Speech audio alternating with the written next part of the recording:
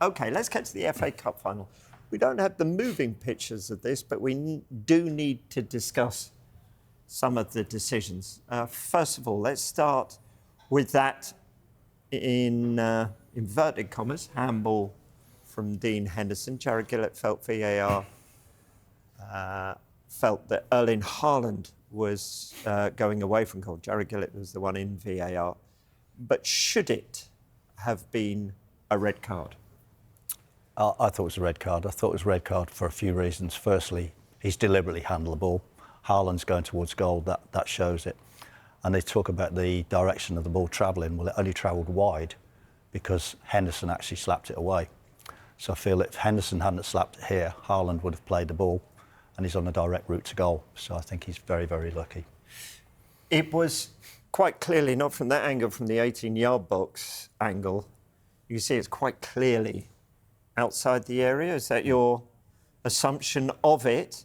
So, therefore, why didn't VAR intervene? Well, they fed back that they felt the ball was going away from goal, that Haaland's travel was away from goal, but, you know, people see things differently. I think that picture shows a different story. He is travelling, and if Haaland gets that ball first, which he's entitled to because Henderson can't go with his hands, which he's done, I think if Haaland gets that ball first, he's past Henderson, he's clear on goal, he just roll it in the net. I think my biggest concern with this is that it goes to VAR and you've got two people in the VAR booth, how both of them don't see it, how both of them can't come to that conclusion of, like Dermot says there, that the ball's being hit by Henderson, it's not being hit by Haaland. If Henderson doesn't hit that ball, Haaland takes it into the penalty area and probably towards the 6-yard box-ish, round that way.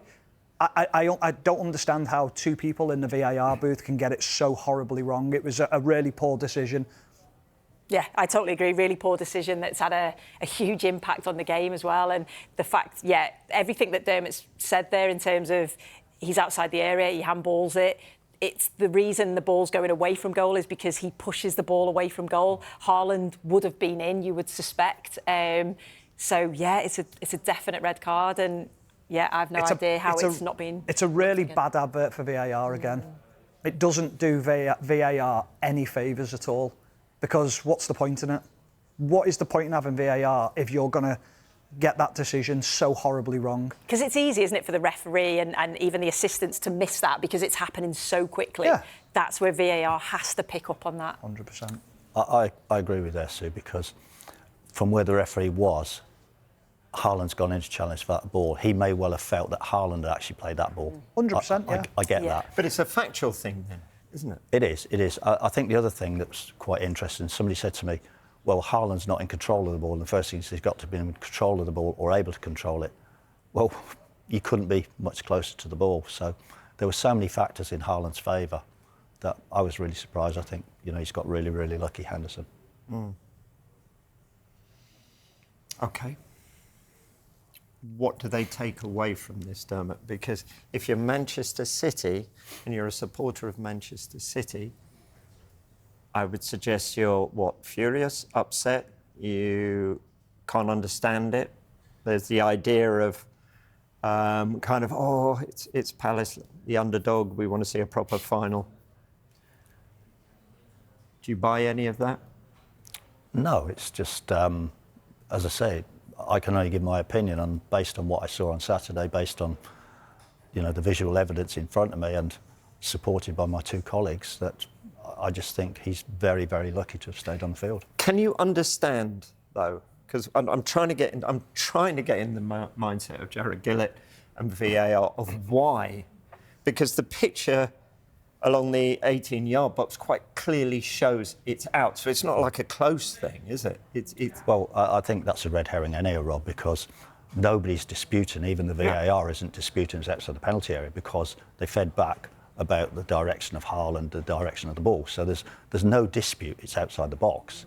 It's about, is it gone from an obvious goal-scoring opportunity to a possible, as I say sometimes. But for me, it's an obvious goal-scoring opportunity. For the VAR, he felt it was possible. I think the thing as well is that this VAR was brought in for moments like this in big games, for games that are so high value.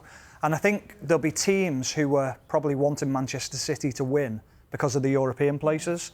So they're looking at that thinking, well, we've been done there. We've lost out on the potential of City scoring a goal and could possibly change the outcome of the game. And that was what it was brought in for, was not to have these high-profile errors in big games. But people will be looking at that now thinking, we don't want VAR. Fed up with it. Fed up with the decisions that we're getting from VAR. We speak about it all the time. The percentage change in bringing VAR in compared to what it used to be. Is it really worth it? I mean, I know we're going to come to other incidents in a minute, but it's draining the game. The flip side is if VAR wasn't there, they'd be going, oh, you've got to have VAR. You've got to have it. Yeah. Possibly,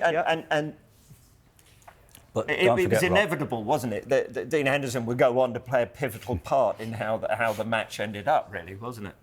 And going back to what you said about VAR, VAR is great when it gives you the decision you want. It's not so great when it gives you the decision you don't want. Trying to remember when VAR gave a decision I wanted, and I got lost somewhere. Right, to the penalty decision. This given for a foul on Bernardo Silva. Did Tyreek Mitchell actually get the ball? The referee gave it on field. I can understand why the referee gave it on field, and I would say the VAR has no right to intervene because I think it's a foul. I think he was right to give a penalty, and I think the VAR was right not to get involved. Happy with that? Yeah, happy enough. Yeah, I thought it was a penalty, yeah. And Palace did have a goal ruled out. Happy they came to the right decision on that one. Yeah, you only have to see one replay, and Ismaili Sarr, the minute it strikes him, he's in offside position. Munoz reacts brilliantly, so quickly he's in. But Sarr is offside, there's no doubt about it. It's an offside position. It impacts because the ball strikes him. So the minute it strikes him, has to be ruled out. And this will be perhaps a recurring theme this morning. Why did it take so long? Because you said as soon as you see it, you go, yeah, right, move on. Well, I saw the replay, and as I said, Sarr was the clue for me. Strike Sarr, offside. Easy. Yeah. Yep. Imagine if it's so easy and it takes 6 minutes to sort of... Oh, no, that's a dip. We'll get to that one Get to later. that one, Rob.